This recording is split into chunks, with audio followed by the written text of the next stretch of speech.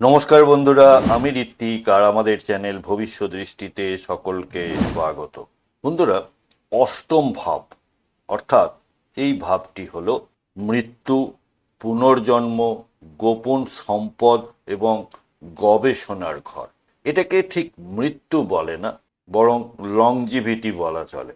আর এই ঘরে যখন রাহু অবস্থান করে, অর্থাৎ রাহুর অবস্থান এখানে, সেক্ষেত্রে আপনাকে কিছুটা সাবধানতা অবলম্বন করতে হয়। আপনার জীবন হবে রহস্যে ঘেরা এবং আপনি হয়তো এক রাতেই বদলে ফেলতে পারেন নিজের ভাগ্য। অর্থাৎ এই যে ট্রান্সফরমেশন, এইটা আপনার জীবনে বারবার লক্ষ্য করা যাবে। আপনি লটারি, ইন্স্যুরেন্স বা পৈতৃক সম্পত্তি থেকে হঠাৎ করে কোনো বড় অঙ্কের টাকা লাভ করতে পারেন।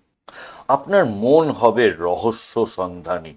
আপনি সাধারণ জিনিসের থেকেও গোপন বা লুকানো জিনিসের প্রতি বিশেষভাবে আগ্রহী হবেন।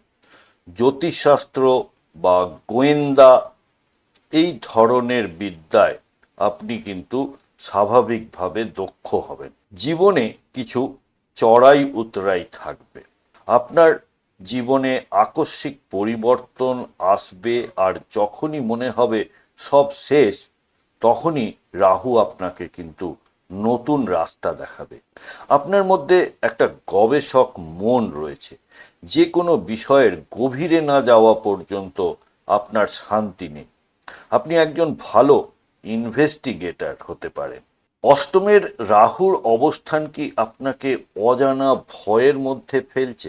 ভয় না পেয়ে একে কাজে লাগান।